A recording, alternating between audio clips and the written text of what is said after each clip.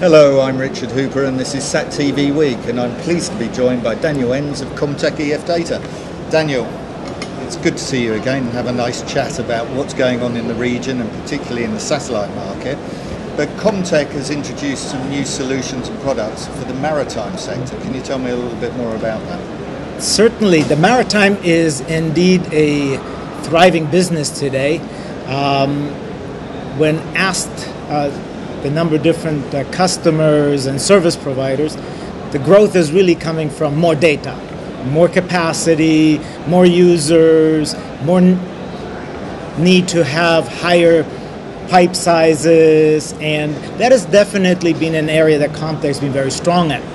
If we recall, in the late 90s, early 2000s, Comtech was on almost every maritime shipping and so forth, but other solutions, TDMA, became more prevalent in sharing over the following years. But today the data demand is so high that many are reverting back to more dedicated capacity or higher efficiency, and that is today certainly the case of the oil and gas sector, and it certainly is the case also for the cruise ship industry. And that is where Comtech today is putting a lot of effort into and is really focusing at this higher enterprise, higher commercial maritime business, and that's what we're providing solutions for.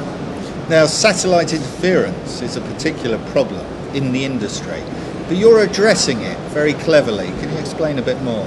Certainly. The satellite interference is one of those key challenges that many of the satellite operators today are having to address, because it is indeed a nuisance or a problem and not an enhancement to the users. And so needing to find a way of being able to quickly determine if the interference is maliciously done or inadvertently done is of paramount. And so what Comtech has come up with is some very innovative technology that allows you to insert a meta carrier underneath the existing carrier that can very quickly be decoded, and as such it can be established very quickly where the source of that interference is. And so today we're very much working at getting that also standardized through the DVB body.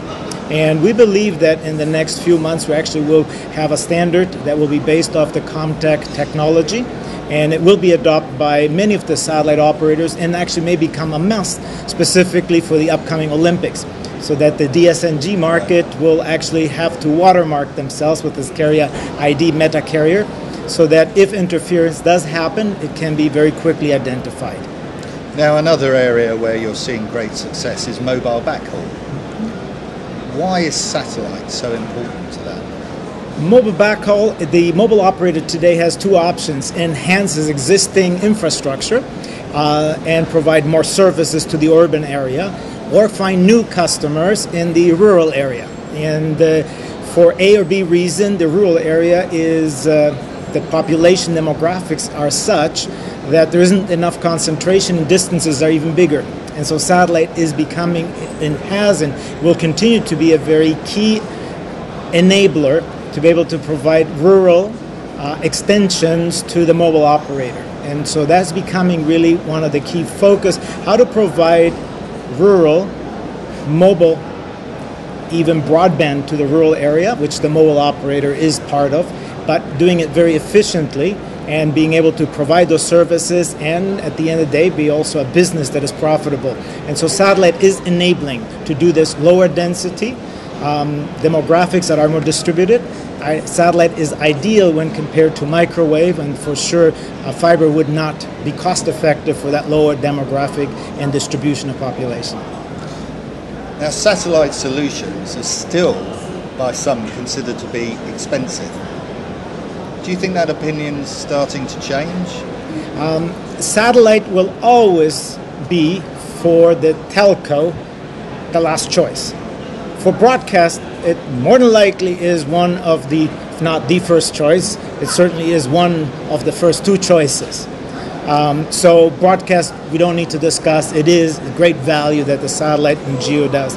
But in the telco-selco, we are always the fifth wheel, or shall we say the last option or last resource, because we are the most costly relatively to fiber and or microwave. And so we're having to find innovations in technology, innovations in how we do that, so that we can really make the best use of that existing capacity and get the most services for that high OPEX. And that is really where innovation, technology, and how we can do that.